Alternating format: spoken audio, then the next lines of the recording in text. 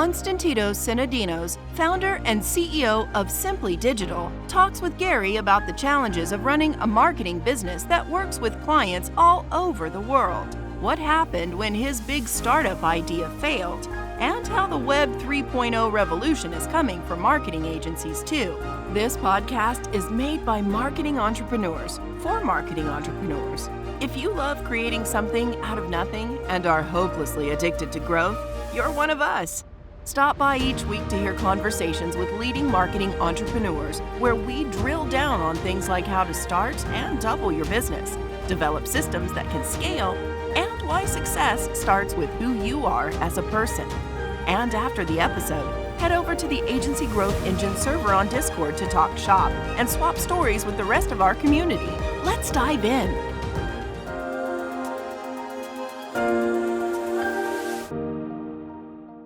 All right, we are live with Konstantinos. It's really good to have you. But before we go any further, make sure that you leave a review below. I know it's white noise. People hear that and they go, oh man, I'm not going to do it. Please just go do it. It really, really helps me. Everything here is free, and we're going to be dropping some great information for you today. So please just take 2 seconds, leave a review. You don't even have to write anything. Whatever you're listening on, it just really helps us, helps the algorithm. I really appreciate it. Konstantinos, so I'm going to quickly tell you what I think your business is, and I would love for you to tell me what I'm right on, what I'm wrong on, and what I might have missed. So you have a marketing agency out of one of my favorite countries outside of the United States. You live in Greece, and you're actually in Athens, which is, love that place. I went there a couple years ago, had the best food, best coffee, just best everything all the way around. And you have a marketing agency there, and you help businesses, and you do ton of different services. So full disclosure, I usually tell people niche down your services, but you've been doing this for a while. So obviously as you grow, you learn to do different things, but you guys have a ton of different services, and you also have some really, really helpful courses for people in the marketing industry as well. So what did I get right? What did I get wrong? And what did I leave out?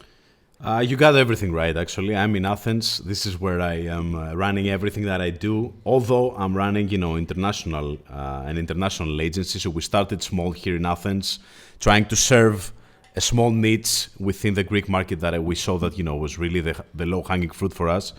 But, slowly, and with the help of content, which is something that I'm preaching big time, whatever I do, we entered the international market. We started getting some clients from all over the place, and now we're actually solely focused on businesses abroad. So we're focusing on international businesses on a specific profile, but that of course didn't come from the beginning. We started focusing on branding and strategy, which was my own expertise, the things that I could really build on based on my CV and my experience.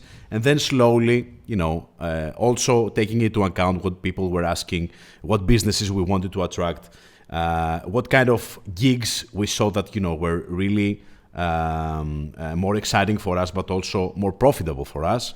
We started, changing things, broadening things, and also taking out some things that at the beginning, we thought it would be some main focus, but eventually we decided that it was not for us. So this is the marketing agency part, which now it's growing fast. We're already a 7-figure business. We're working with 8-9-figure businesses right now with very big names from the digital marketing industry. And on parallel, I'm building also the Simply Digital Academy, which is my effort to educate people, to help people, learn all the things that I have learned through my process. And that's why I have the 2 courses currently, my TikTok course and my online income course. And of course, new things are coming very fast. Yeah, and I want to touch on all of that, but that's really neat. So you 7-figure business, that's awesome, and a marketing agency that's global. So I have people reach out from all over the world, and they go, I want to do something, and I'm like, look, if you learn how to do something well, people don't care where you live, right? You have to be able to communicate, and there are language barriers and things like that, but you can figure it out, and it sounds like you've definitely done that. Now, how many team members do you have for your agency right now? How big are you from the team standpoint? So we're 22 people right now. We are all over the world. We have a team that is dedicated to performance marketing. I have 3-4 people that are full time, and they're doing many different things that we are doing as an organization. And then we have dedicated people that are doing several things. But I'm always testing new talents, because I really love that, many people are approaching me and telling me, you know what, Konstantinos, this is what you're doing. I love that. I have some ideas. I want to be part of that. And so many times, even though I don't have a position open or a specific need for a person, I really appreciate the approach and the willingness of people to be part of that, to be part of this movement. And I decide to work with them, even, if it's something that I don't actively looking for that. So, yeah, and not everybody is at the same location. I believe very much into location-free work and remote work, and not, staying within this kind of... Where's most of your team? Like what countries would you say the majority of your We team are in UK, in US, we're in India, we are in Australia, and we're constantly, checking. We are in Philippines, so we have many people, spread all over the place. And I believe very much into, on the project basis kind of work. So I'm paying many people, for different things, and I don't care, how many hours they will work. I care about the outcome, result. And that's what I'm telling them, and that's what I want them to do as well, because every single one of them, has a different kind of productivity curve. I might be productive in the night, you might be productive in the morning, you might be productive when you have a siesta in the middle of the day, and you perform better in the afternoon. So I don't care about you being in front of a screen for 8 hours, because that's what the stereotype says. I want you to be in front of the screen whenever you feel like productive, So how do you? That's how what do I you do. Bridge. That's awesome, and I totally agree with you. There's positions that we have that we need people available for our clients and things like that during certain hours, because we are mainly stateside. But a lot of the things that you're talking about, definitely you can set it up that way, and I've seen a lot of people be very successful with that. Now, how do you bridge culture gaps around the world? So what I have seen is sometimes things happen in the US that I take for granted, right? And I live here, so that's how I think of them, and I don't even really think of it. Then I'll work with somebody in another country, and they don't understand what I'm saying, right? So right when I hopped on the call with you, I said, man, I want to go back to Greece because I want to have a freddo and I want to have frozen Greek yogurt. Well, if you're from that part of the world, you know exactly what I'm talking about. But other people might not know what a freddo is. So how do you bridge those? And if you're marketing for freddos, how does somebody in India understand that? Like, how do you bridge that gap, that culture gap? We have people, from the market that are offering the context gap. So, whenever we want to do something personalized, or, for example, I want to do branding in a market that I'm not aware of the culture, as you say, I'm always having, something local to give me to bridge that context gap, right? But most of the times, I'm very much a preacher of the fact that, marketing is marketing, branding is branding. Yeah. We don't really have so many differences, especially for people that have the experience that I have, in order to totally lose the whole picture, So yes, I always have an insight from the market. I always give an insight to the market whenever it's needed. But I believe that, marketing is marketing, and things are pretty much the same everywhere. That's awesome. And then what about for pricing and contracts? How do you guys set up around that? Or how do you approach pricing different parts of the world, different values? And then do you do contracts, no contracts? How do you approach that?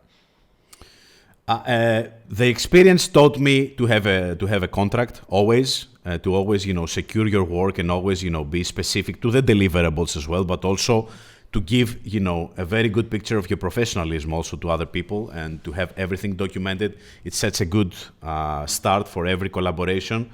And then it depends on the amount of work that I need to do, the market that I want to address, the difficulty of the situation that we're trying to tackle, the working hours, of course, the team members that need to be involved, the experience of the team members that need to be involved. So pricing, I have some standard pricing for specific basic gigs, let's say, so that, I can really set the tone for people and to know what to expect. But I'm always saying that if you want to have a personalized proposal from us, I need to understand better the project. I need to give you a personalized proposal, which involves several factors.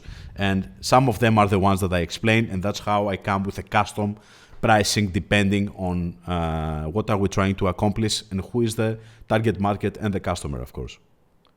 Got it. And then do you, what's your average contract length? Is it a year, 6 months, or is it all done on deliverable?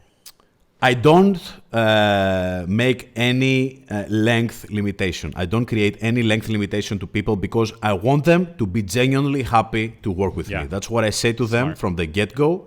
And I'm telling them, if you're not happy after the first month, of course, I'm always setting up, I'm always having some setup costs for some kind of gigs that require much more work at the beginning. And I charge that extra.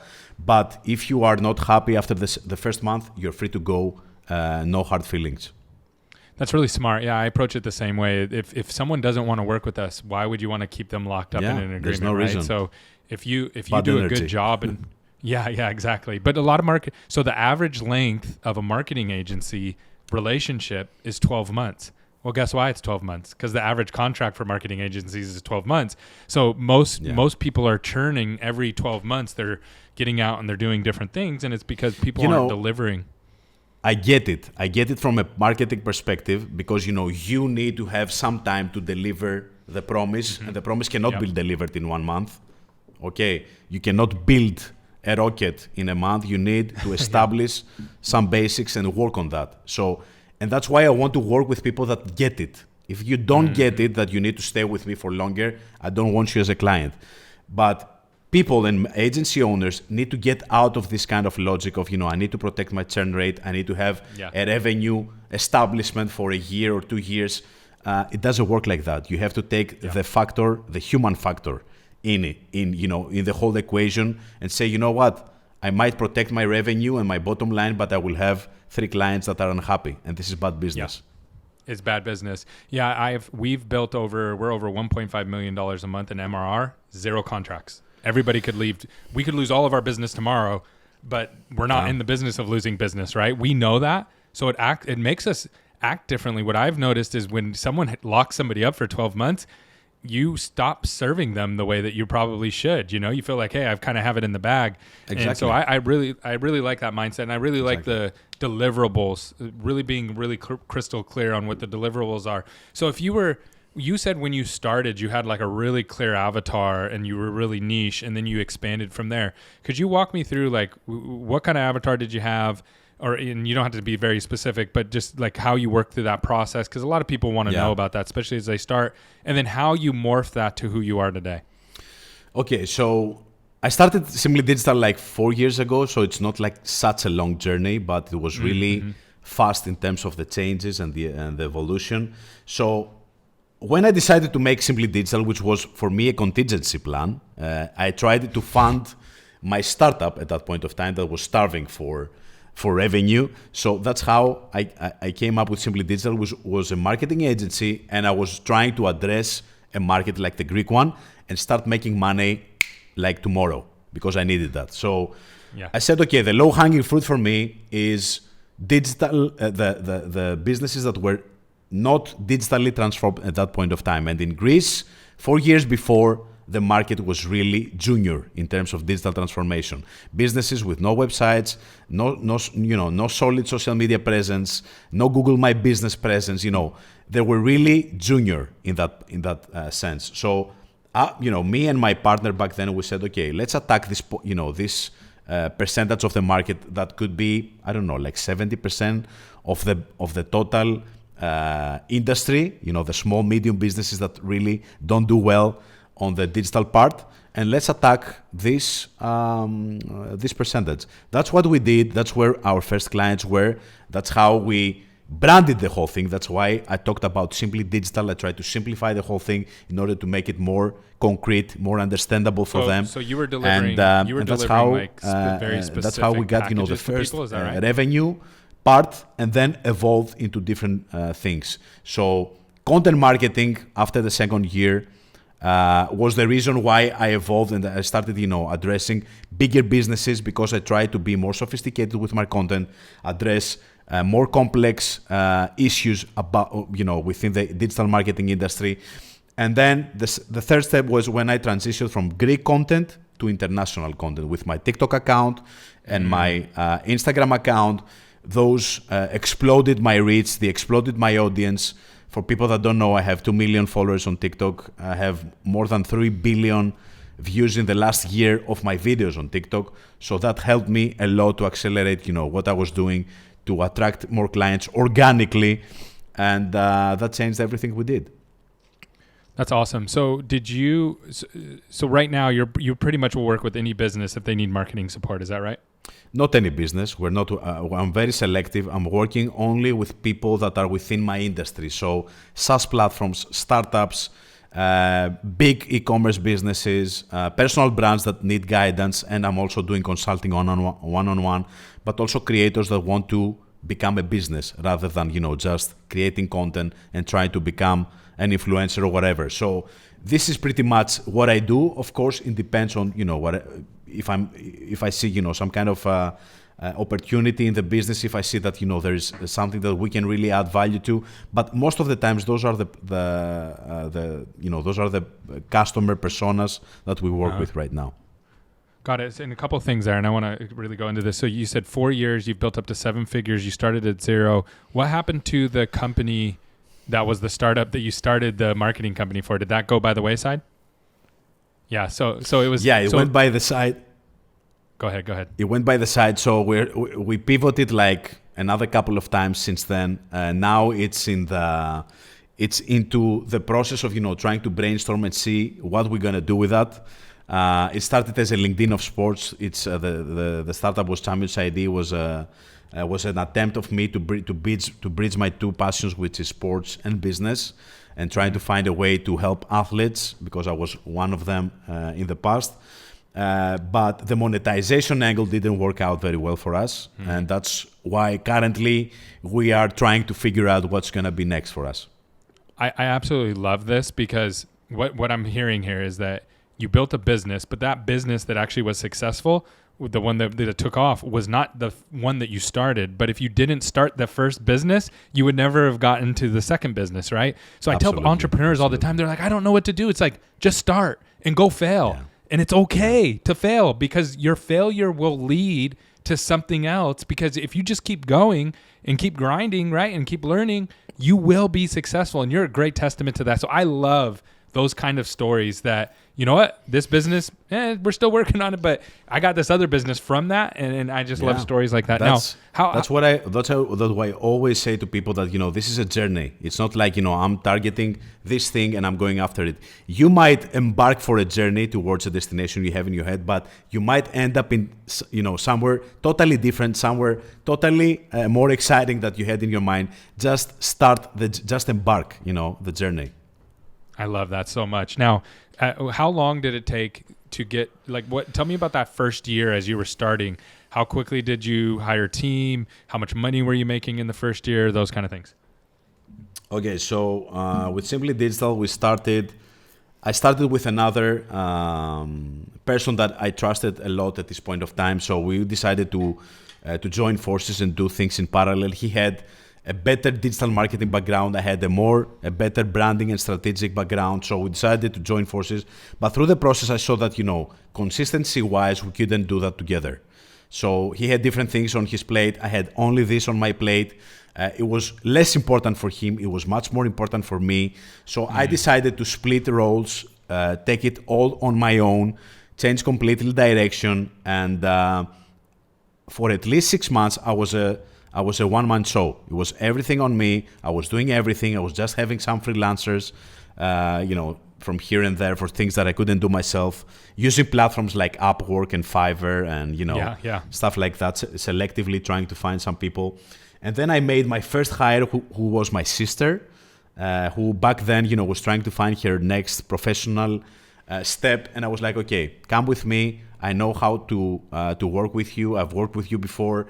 I believe that, I can form you into something new. By the way, my sister had nothing to do with marketing, nothing to do with digital marketing, but I really believe that, the most important trait is you being willing to learn, being willing to wear multiple hats, and you become, being at least somehow creative. because creativity is really important in anything we do on the marketing end. So I worked with her, and for the first couple of months, it was really tough because everything that I built in my freelancer period of the 6 months stopped working immediately after I hired my sister. So for a couple of months, we had almost zero revenue. We lost most of our clients, and I was like, what the fuck I'm going to do now? I mean, I hired a person, I hired my sister, I need to deliver her the promise, and I need to find clients. So for a couple of months, we focused solely on creating content. That's what we did. Article writing, creating big guides about the main keywords of our business, focusing on social media, starting my YouTube channel back then. And after a couple of months, I started getting tons of leads, tons of Greek leads. That, where were those coming from mainly? Where was the main source of those leads? YouTube and my blog. So nothing was PPC based. Everything was organic based. After a couple of months that the content started registering and started increasing its reach, started bringing me exactly the people that I was hoping that it will bring to me. So businesses that were really trying to find specific answers on specific questions. So I doubled down on that. I hired a couple of people more. I built a performance marketing team. I got a couple of designers, and that step by step we started growing our business within a year from the moment that we had nothing. That's awesome. And then tell me a little bit about how you survived during that time. I know for me, when I started, I quit my job cold turkey. I went out, started doing email marketing, and it was tough, right? Like I literally lived on credit cards and just paid rent on, like one time I even ran my credit card on my own machine. Like I'm charging myself, right? Cause I needed the money to pay rent. And so like I ran it like I made money. I didn't. And then I had to like go out and hustle sales. How did you make it during that time? It was tough. I was really very skeptical about going back to my corporate career because I had a very good CV. I had many proposals coming in, from time to time. So I was really, skeptical about should I continue? Should I keep doing that? Maybe take a job and maybe try in the side to come back into the entrepreneurial journey. But I was like, you know what? If I go back, I might not have a chance to do it again because I don't believe in, half effort. I don't believe in doing that in the side. I believe that, once you decide that you're all in, you're all in. That's it. Yeah. You need to find a way. And I believe very much, and that comes from my sports days as well, that you perform the best when you have your back on the wall. So there's no other option of you to go back. You are on the wall, you need to go forward, so you need to find a way to eat. You need to find a way to deliver something, to start getting something out that is valuable enough for people to pay. So, and I was, I was having the confidence that I had value to offer to people. Yeah, absolutely. So you're not probably a fan of people, and I see this happen sometimes, and people have been successful doing it, but probably not a fan of like, hey, I have my full-time job and I'm trying to start my other job over here. That's, to me, I had to quit my job because it put me into that position.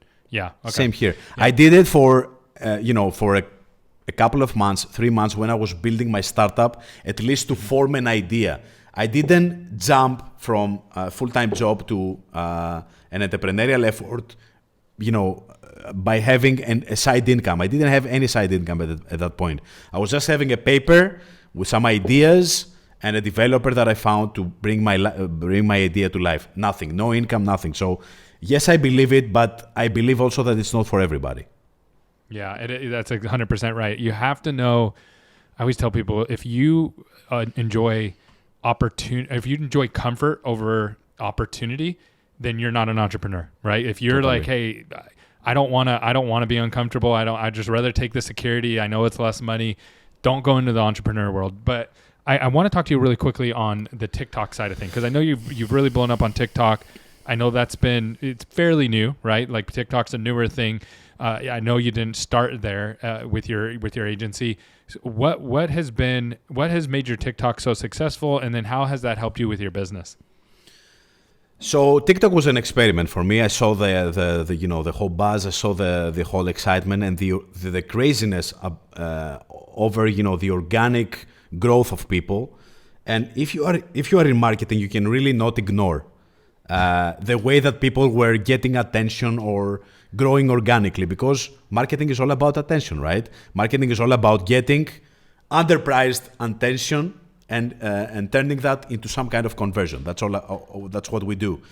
So if you're a marketeer, a digital marketer, you cannot really ignore that. So in the middle of the pandemic, I was like, okay, you can really invest some time in this platform and see if that's something that you want to do, or you have a place in that, or you can really capitalize on this kind of organic craziness. And I said, okay, I will give it a couple of months, show up daily. I was already in the process of really showing up every single day on Instagram and educate and teaching myself to be more consistent, to change completely my content approach, become much more valuable than I used to be.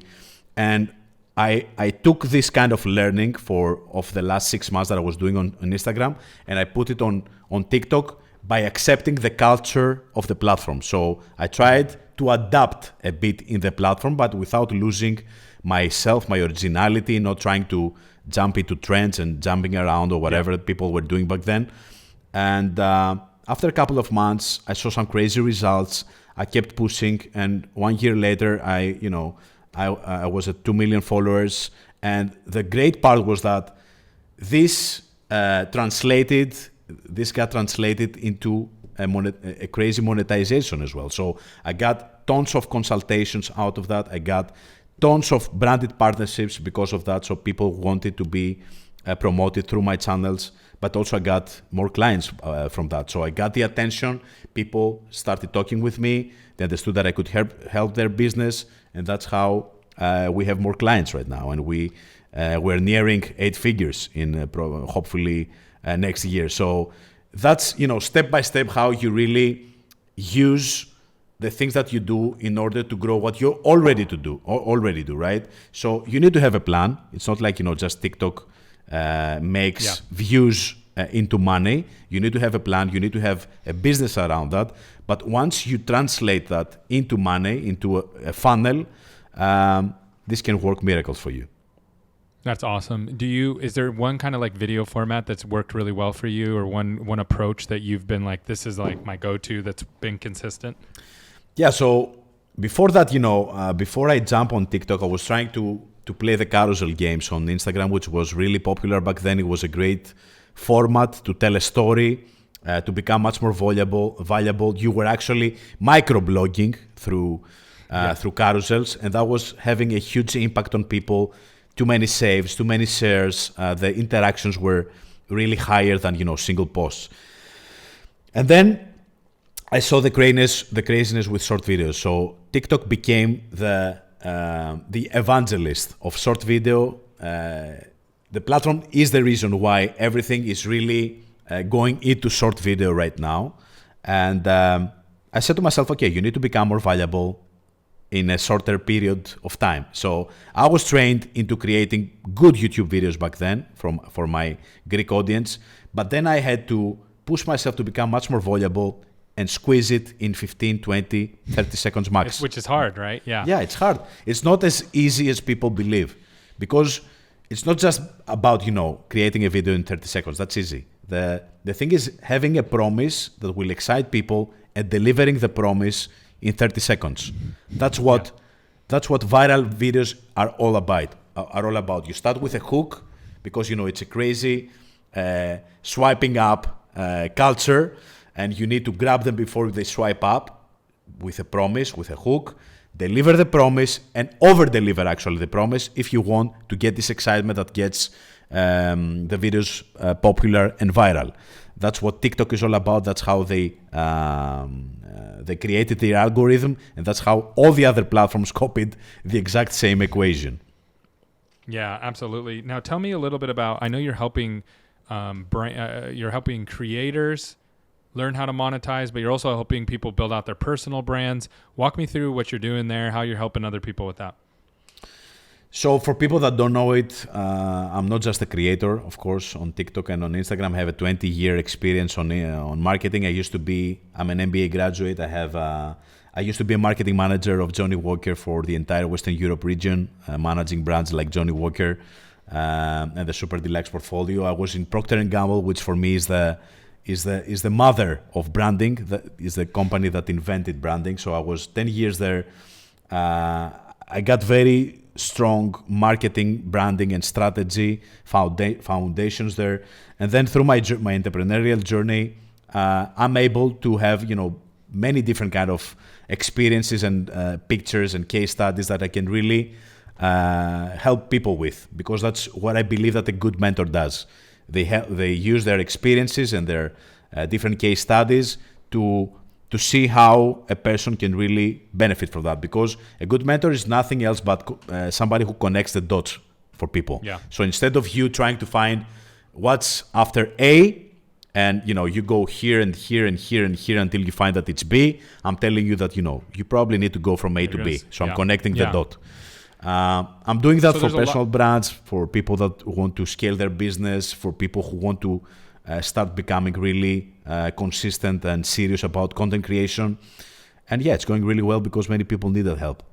Yeah, absolutely. One of the things that drives me nuts, and I'm sure you're the same, is there's so many coaches out there, right? And a lot of the coaches are not coaches that have ever done anything. They're just coaches because they're like, hey, I want to do this. So I'm a big believer in finding people who've already done it, right? And you've done it. You've built the brand, you've built the agency, so you have that experience. So walk me through, like if I was to come to you and I say, hey, I need help as Gary Bird, what would you walk me through? How would you help me?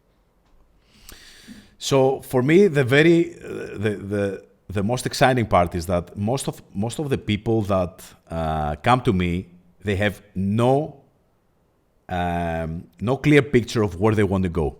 So they don't have any destination or any kind of, at least, basic understanding of where they're going to go. And that's why their expectations are really false. They have something in their head, it's not clear, and the things that they believe that they need to go into this blurry place are even more, confusing. So that's what I'm trying to do with them. I'm trying to be really blunt, really honest, and try to see if they have a clear objective in their head. So many people ask me things without even having an objective, like, is it better to do this or this? Is it better to create content with carousels or video? And my question always is, in order to do what?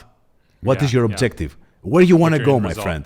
So many people don't have this answer. They cannot answer me. What is my objective? What I want to do? I want to be Gary Bird in 1 year from now. I want to be Konstantinos. I want to do what Gary V does. I want to have 10,000 followers. I want to reach 6 figures in 1 year from where I am right now. So if you don't have this very, very clear picture of where you want to go, I cannot really help you. And that's how we're going back to the basis. I'm trying to understand where they come from, what are their strong points, what they have done so far, and I'm trying to lead them towards the first step, which is defining the goal, where you want to go. And then we just reverse engineer from that and see where you want to go, where you need to go week after week.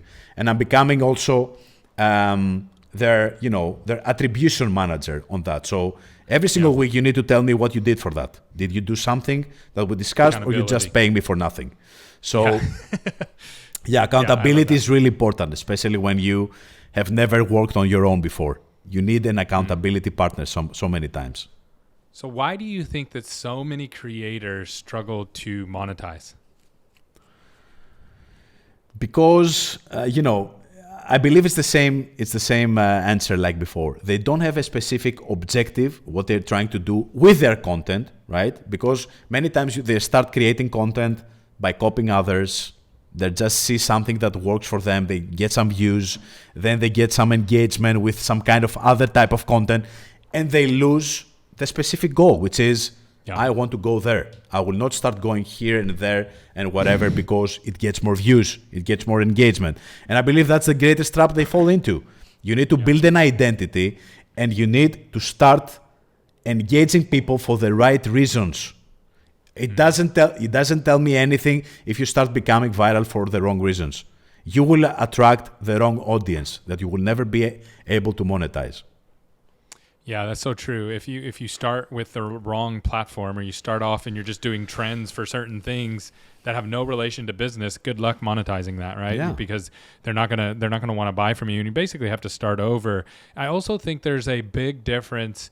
I think creators are genuinely, or generally, I should say, more artistic, right? So they're more artist, and so they like creating pretty nice things that people like to consume. Yeah. But that's the business side is not artistic, right? The business side is math. It's really more 1 + 1 = 2, and it's not pretty, and it's not as glamorous. And so I've seen what I have seen, because I'm not a creator. I'm a business person, right? I'm an entrepreneur, and I think more on the business side of things. So trying to be a creator is tough for me. It's a tough stretch. And I've seen people really struggle going from that artistic side. I almost liken it to somebody who knows how to paint beautiful pictures. And we look at it and we go, yeah, that's a beautiful picture. But they can't sell it. No one wants to buy it. And so they have to learn how to adjust that. What have you seen with that? Because you've learned how to bridge both of those worlds pretty well. So this is something that I teach in my course as well. And I say always to people, what is your objective? Because some people want to become, they start a business, they understand that the way is content creation, and then they lose their identity through the process. Right now, in 2022, content creation is a huge industry. So it doesn't mean that you have to be a business in order to do content creation. And you can really make tons of money just by creating content without having any business. But there's a big but here. This is not sustainable, I believe, and it's really risky. Because it doesn't, really have a solid ground. So even if TikTok goes away, even if Instagram, doesn't have Reels anymore or whatever, you still have something, a foundation that you have helped, you have built your own audience, you have your email list, whatever. So you keep going. That's the greatest risk for me. But content creation can be a solid career. I believe that, and all the platforms are really trying to find ways to monetize, to help creators monetize their content, even if they're just artistic, if they're just expressing their views, expressing their own voice in their head or whatever. But for me, what I teach is people to becoming also content creators / businesses. So once you get the attention, once you get this kind of community that follows you and trusts you and really waits for your next post, start thinking about business, how you can really make this solid in order to be here in the years to come. That's awesome. Where do you said you're going to go to 8 figures, you hope, next year. What are the steps that you think that you have to take to get to that 8-figure mark? How many team members are you going to have to get to? Well, I haven't done the math, but to be honest, and after a specific point of time, I started looking at numbers, to be honest. Although at the beginning I was really obsessed with that because, I spent a couple of years that was really tough financially wise, and I was really obsessed with money after a while. But once I saw that, this will not be an issue anymore for us, I was like, okay, I don't care about that. I will keep becoming extremely valuable. I will keep, becoming a leader in terms of innovation, into talking about, Web3 and all that stuff coming, leading the change in so many factors, and over-delivering in what we do for our clients. So I'm trying to build now something around my community. So we have a mobile app that we released, the Simply Digital app. We're building an NFT project right now. We are bringing a couple of different masterclasses about around digital marketing, which is supporting the academy. So I think that with all that, and by growing the agency as well, we will reach 8 figures at some point of time. But I'm not really becoming obsessed with that, or really targeting that. Or, it's more going to organically happen. The greatest excitement for me is doing things and seeing the whole thing growing, and the acceptance of people and the excitement of people and everything we do. And I believe it's the greatest fulfillment. So tell me a little bit about Web 3.0. What are your thoughts there? What are you doing there? Where's the opportunities? In full transparency, I have people reach out all the time. How do I start a Web 3.0 company? And I'm like, I have no idea. So what are your thoughts there? So, many people are against that. They're afraid of that. But it's coming. Whether you like it or not, nobody's going to ask you. It will come. It's a matter of whether you will be part of that or not, or you will be knowledgeable about that or not. So right now things are happening. People are becoming millionaires because of NFTs, the blockchain, cryptos, the metaverse, VR, AR, all that stuff are going to be big in the new reality. And also there are people that are trying, right now, the whole thing is a monopoly. So Google and Facebook are owning us, right? They own everything. They can do whatever they want. We don't have any way to do anything. If they decide, you have a business right now, you might have a 10-figure business that works with PPC and organic growth and whatever. If they decide they can turn you out, they can take you out of business tomorrow. Facebook and Google, period. That's really risky in business, right? You cannot really depend on something so much for your existence.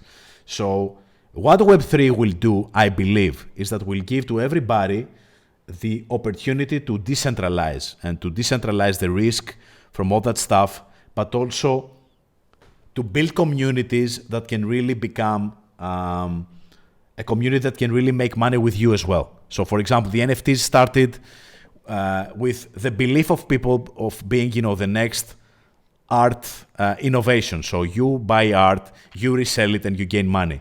This is history already. Right now, NFTs are all about utilities and becoming a way for people to create passive income along with the creator. So let's say that, for example, we create a project together, right? And we put out an NFT that says, if you take this card from us, this NFT, you will have access to Gary's content and Konstantinos' private content forever with NFT.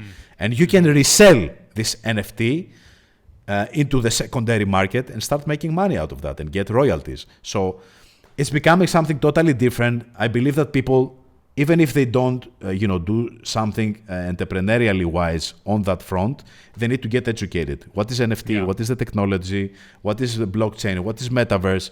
What is Instagram is trying to do? You see that Instagram is jumping on NFTs right now, the Meta group.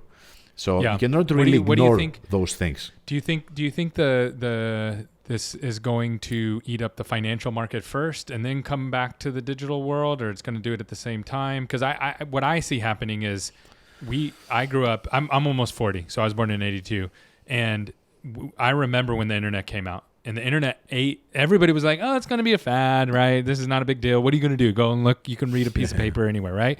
But then it came out and started eating businesses up. Remember all the art stores we used to have everywhere? Remember all the bookstores we used to have everywhere? We had Barnes and Nobles everywhere. There was multiple in every single town.